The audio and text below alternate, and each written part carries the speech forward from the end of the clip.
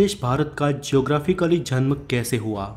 आज से करीब 20 करोड़ साल पहले हमारी धरती पर आज के दिखने वाले डिवाइडेड कॉन्टिनेंट्स नहीं थे। उस वक्त सिर्फ एक सुपर कॉन्टिनेंट या महाखंड हुआ करता था जिसे नाम दिया गया पैंजिया, और इसके चारों ओर सिर्फ एक महासागर था जिसका नाम था पैथालासा। और आज के सारे खंड इसी महाखंड पैंजिया में से विखंडित होके बने हैं।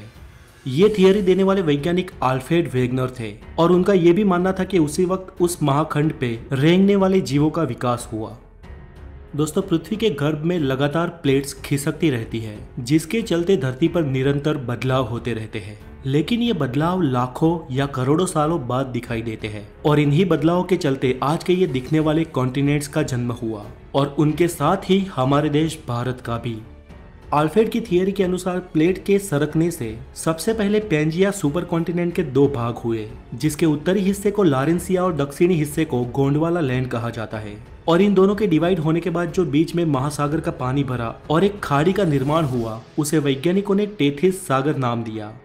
पैंजिया में से अलग हुए उत्तरी महाद्वीप लारेंसिया में से आज के एशिया, यूरोप और उत्तर अमेरिका जैसे कॉन्टिनेंट्स बने, जबकि गोंडवाना लैंड में से दक्षिण अमेरिका, अफ्रीका, ऑस्ट्रेलिया और एंटार्क्टिका जैसे कॉन्टिनेंट्स बने। हमारा देश भारत भले ही आज भौगोलिक रूप से एशिया का भाग हो, लेकिन भारत का भूमि भाग उस वक्त वास्तव में गोंडवाना लैंड महाद्वीप का हिस्सा था और आज का अफ्रीका और भारत एक ही प्लेट पे टिके थे। धीरे धीरे अंदरूनी प्लेट्स के सरकने से ये प्लेट्स भी अलग होती गई और भारत की जियोग्राफिकल प्लेट अफ्रीका से अलग होकर धीरे धीरे एशिया की ओर बढ़ने लगी। वो आज के लद्दाख हिस्से की ओर लगातार बढ़ती रही और एक समय इस प्लेट का एशिया के लद्दाख वाले हिस्से पे टकराव हुआ। दोस्तों, भूगर्भ में जब दो प्लेट्स का टकराव होता है तो भारी प्लेट नीचे की ओर सरक जाती है और हल्की प्लेट ऊपर उठ जाती है। उस वक्त भी ऐसा ही हुआ और आज के हिमालय का निर्माण हुआ। ऐसा कोई कम समय में नहीं हुआ, ऐसा होने में करोड़ों साल लग गए और आज की इस भौगोलिक भूमि का निर्माण हुआ। दोस्तों, आज भारत सिर्फ एक ही टेक्टोनिक प्लेट पे टिका है और लगातार ये भारत की भारी प्लेट हिमालय की ओर दब रही है और हिमालय दिन ब दिन ऊपर उठ रहा है। इसके साथ ही हिमालय के सारे पर्वतों की और माउंट एवरेस्ट की हाइट भी साल दर साल बढ़ रही है।